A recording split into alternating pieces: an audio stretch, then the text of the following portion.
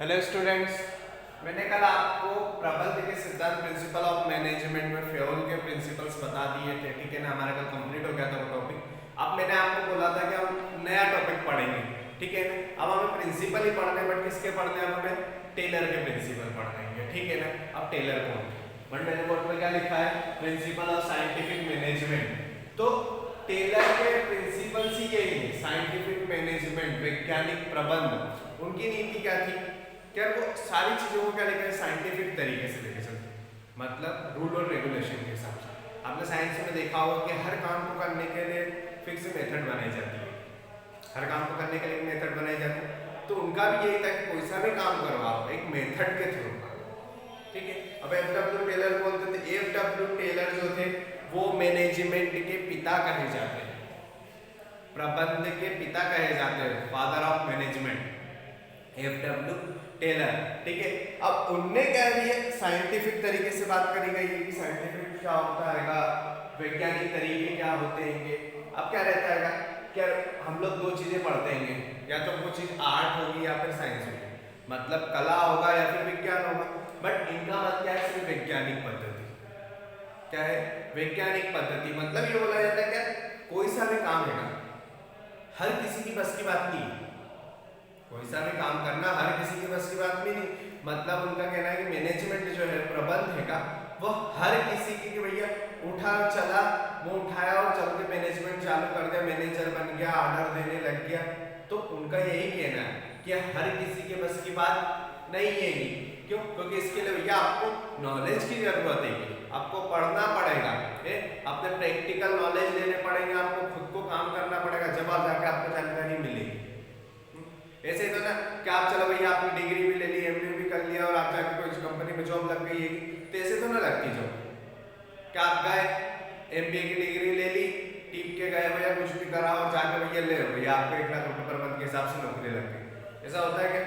नहीं होता है। क्यों? क्योंकि आप में काबिलियत होना चाहिए, आपके अंदर काबिलियत होना चाहिए। टेलर ने भी यही बोला है कि भैया वैज्ञानिक साइंटिफिक रूल यही बोलता है कि आपका काबिलियत होना चाहिए।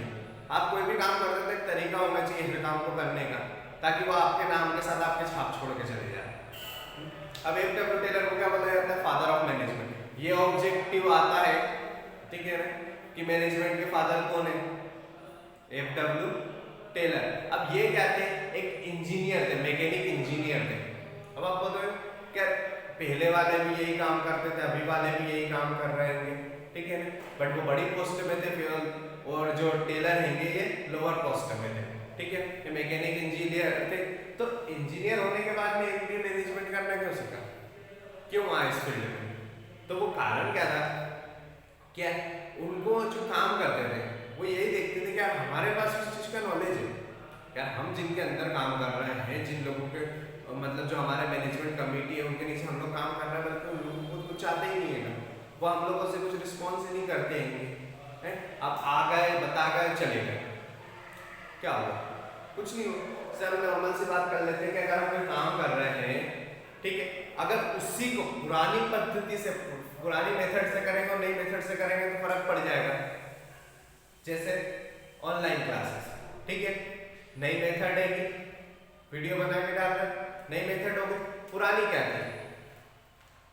नॉर्मली रेगुलर है, बट वो चीज अलग हो गई, ये चीज अलग हो गई। ये समय के हिसाब से चेंज हुआ, ये समय के हिसाब से चेंज हुआ है। क्या हुआ है कि भैया आज के टाइम में ऐसा आएगा, हाई स्कूल बंद है, पढ़ाई भी करना है हमें, तो उसलिए हमने थोड़ा चेंज करा है। बट अगर यही चीज नहीं चेंज करते और पुरानी पद्धति के हिसाब से चले आते तो क्या बैठे होते घर पे? होता पढ़ाई का लॉस, नुकसान होता, बड़ी बात है। तो वही चीज है कि जो भी काम होता है साइंटिफिक तरीके से होना चाहिए।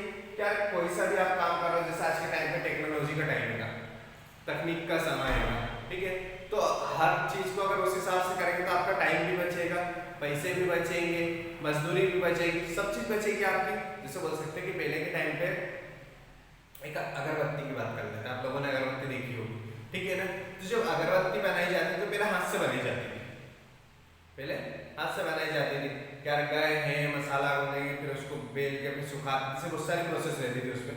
बट आजकल क्या हो गया है कि वही चीज खत्म हो गई, मशीनें की, उससे मशीन से वो मसाला बन जाता है, मशीन से वो मिल जाती है कि और सूख भी जाती है कि मतलब जो काम दिन भर में होता था वह 1 घंटे 2 घंटे में हो जाता है। दिन भर का काम 1 घंटे 2 घंटे में हो जाता है। लागत क्या, सिर्फ एक बार आपने इन्वेस्टमेंट करा मशीनरी में, ठीक है ना। पहले 50 लोग लगते थे बेलने के लिए और ये सब काम करने के लिए, अब क्या हो गया भैया, एक मशीन ऑपरेटर चाहिए, 1 2 3 मशीन है तो उसके ऑपरेटर चाहिए और 1 2 रेफर, मतलब 4 5 आदमी में आपका काम कंप्लीट हो गया। लेबर बच गई आपकी, वर्करों की मेहनत बच गई, ठीक है ना, मुनाफा है आपका।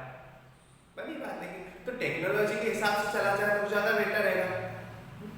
चलो अब इसके बारे में आगे देखो कि जो टेलर थे, फादर ऑफ मैनेजमेंट कहा जाता है, इनकी जो सबसे पहली बुक थी वो 1911 में आई थी, जिसका नाम था प्रिंसिपल ऑफ साइंटिफिक मैनेजमेंट। ये लिखा हुआ प्रिंसिपल ऑफ साइंटिफिक मैनेजमेंट, ये बुक है कि एक, ठीक है ना, 1911 में एक प्रिंट होकर आई थी, मतलब आज़ादी के पहले की बात चल रही है, ठीक है। इनके द्वारा एक बुक लिखी गई है कि इसी में सारे इनके प्रिंसिपल्स लिखे गए, इनके बारे में पूरी डिटेल दी गई है कि, ठीक है। तो आप लोग नेट पे भी सर्च कर सकते हो इस बुक के बारे में, बाकी जितना हमें दिया है हमें सिर्फ उतना पढ़ना है, ठीक है। उनके अगर इस टॉपिक पर पूरी बुक है तो उसमें सारी चीज़ें क्या होगी, डीपली तरीके से होगी, गहराई में दी होगी, ठीक है। बट अभी हमें सिर्फ यही चीज़ पढ़नी है। अब हम आगे देखते हैं character essential features of scientific management, वैज्ञानिक प्रबंध के लक्षणीय सिद्धांत। अब वैज्ञानिक प्रबंध के सिद्धांत कैसे होते हैं, पहला दिया है उन्होंने कि it is a systematic and objective approach to handle management problems.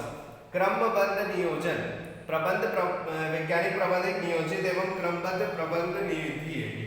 वैज्ञानिक क्रमबद्ध, सीरियल वाइज, सिस्टमैटिक, साइंटिफिक की बात चल रही है कि साइंस की बात चले तो हर काम सिस्टमैटिक होता है, ठीक है, मतलब ऊपर से नीचे तक एक के बाद एक के बाद एक, ठीक है। ऐसा नहीं ये वाला काम पहले कर लेते, वो वाला बाद में कर देंगे, वो वाला नहीं, एक के बाद एक स्टेप चढ़ते जाएंगे तो काम जल्दी होता है। जैसे हम बोलते हैं क्या, तो मकान बना रहे हैं, ठीक है, मकान बना रहे हैं तो मकान बनाने में क्या होता है क्या, स्टेप बाय स्टेप काम करते हैं, ठीक है। पहले नीचे का काम करा जाता है, फिर उसके ऊपर बढ़ते हैं, फिर उसके ऊपर बढ़ते। अब ऐसा तो होता ही नहीं कि डायरेक्ट ऊपर चले गए हो, कि नहीं नीचे के कॉलम खड़े करो, डायरेक्ट छत डाल कर ऊपर का काम चालू, नीचे का बाद में चला, क्या हुआ, कोई फर्क पड़ा क्या, नहीं हुआ। बट सिस्टमेटिक तरीके से अगर काम करते जाएं तो हमारी कॉस्ट बढ़ जाएगी, लागत बढ़ जाएगी, अच्छी चीज हो जाएगी, सॉरी लागत कम हो जाएगी कॉस्ट के हिसाब से।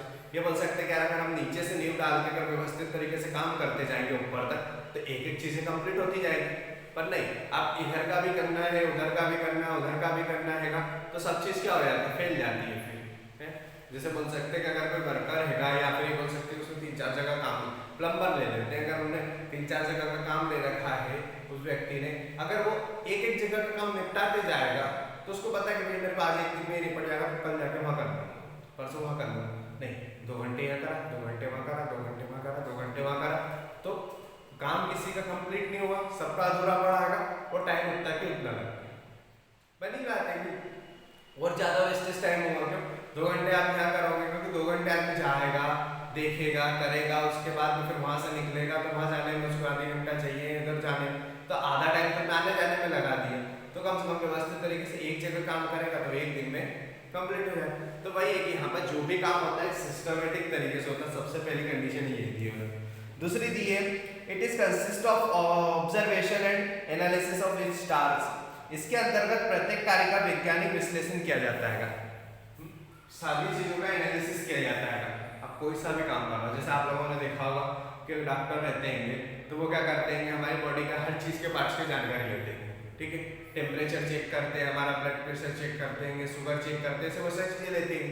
तो यहाँ पर भी क्या होता है, सब चीजों की जानकारी ली जाती है हर तरीके से, हर तरीके से मतलब भैया काम आदमी कैसे कर रहा है, कौन सा काम कितनी देर में होता है, अगर नई मेथड लगाई जाएगी तो वो काम कब कंप्लीट होगा, ऐसे हर चीज का क्या कराया जाता है, प्रैक्टिकल कराया। यहाँ पर ये नहीं है कि किताब में हमने पढ़ लिया, बोल लिया, हो गया काम, नहीं।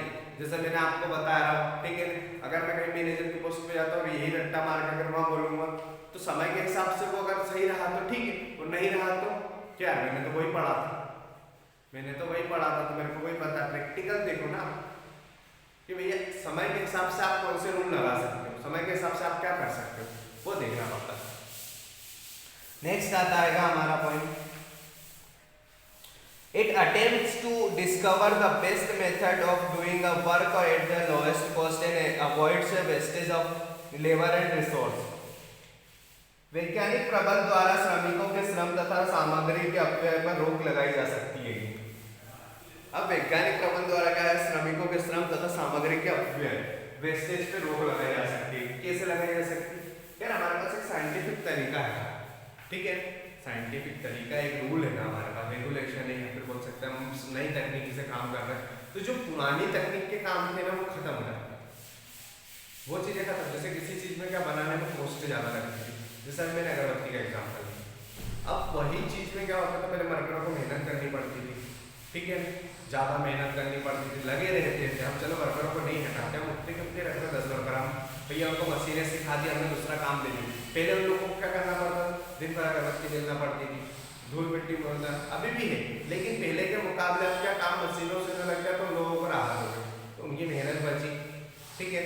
दूसरा कॉस्ट बची हमारी, क्या उस चीज को अगर ऐसे करते तो बनाने में दिन भर लगता था, अब वही काम 2-3 घंटे हो जाता है, तो हमारी क्या होगा, कॉस्ट बच गई, उस चीज की मेहनत बच रही है। तो ये चीजें देखी जाती है कि यहाँ पे साइंटिफिक तरीके से जितना भी हमारा वेस्टेज होता है उस चीज पर रोक लगाई जाती है।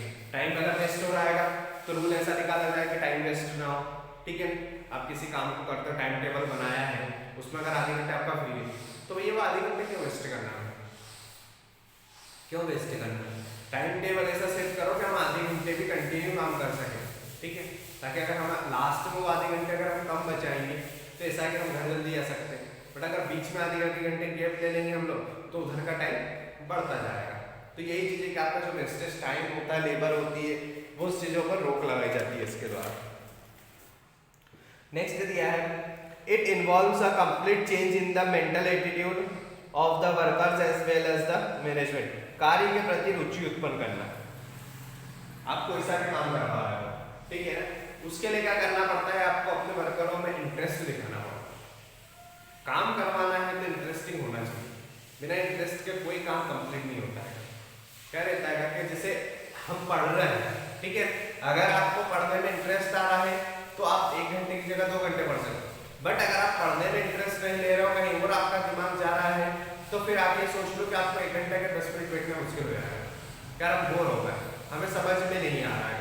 तो वही चीज होती है, जैसे बीएस का सब्जेक्ट हुआ, लगता है आदमी को क्या बोरियत देगा, लेक्चर आ रहे हैं, लंबे बड़े लेक्चर दे रहे हैं, बोरियत वाला सब्जेक्ट है, बट अगर यही चीज आप इंटरेस्ट के साथ पढ़ोगे तो बहुत अच्छी लगती है, बट इंटरेस्ट नहीं है तो वही बात है कि आपको कुछ भी पढ़ा लो कोई समझ में नहीं आना है।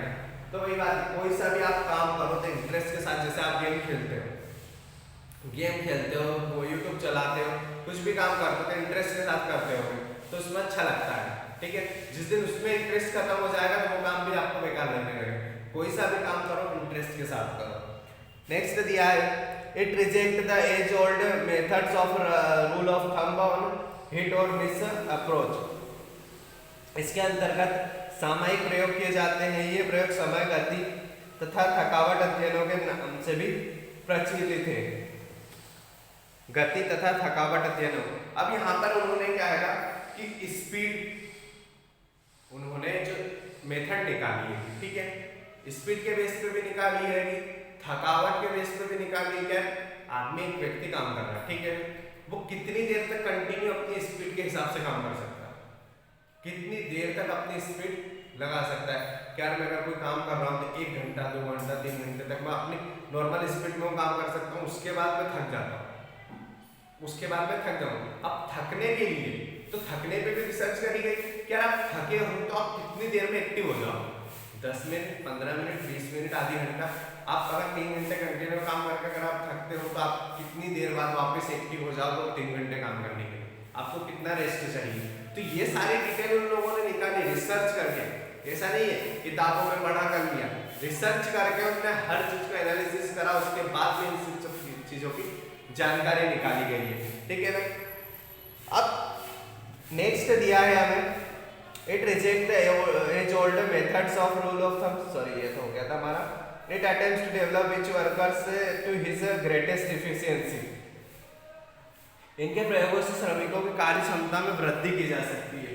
अब वर्कर क्या आएगा, क्या हम कोई कंपनी में काम करवा रहे हैं हमारे वर्करों से, ठीक है ना, हम उससे 8 घंटे 10 घंटे 12 घंटे ड्यूटी करवाते हैं, बीच में उनको रेस्ट नहीं देते हैं, ठीक है, दिया हमने 10 मिनट दे दिए, 15 मिनट दे दिए उनको बीच में, ठीक है ना, खाना खाने के लिए, बाथरूम जाने, इतना दे दिया, बट वो 10-15 मिनट उनके लिए काफी होते हैं कि 8 घंटे जॉब करने के लिए बेंच में पॉसिबल है क्या? क्या आप 8 घंटे कंटिन्यू जॉब कर रहे हो, मेहनत का काम है, मशीनरी चला रहा है और आप 10-15 मिनट आपको लंच करने का टाइम मिला तो आपको वो पूर्ति हो जाएगी क्या? नहीं होगी। क्यों? क्योंकि आप जब मॉर्निंग में आओगे तब तो एक्टिव होकर आप काम करोगे अच्छी से, ठीक है ना, बट आपका जो बॉडी है, शरीर है हमारा, वो धीरे धीरे थकते जाएगा।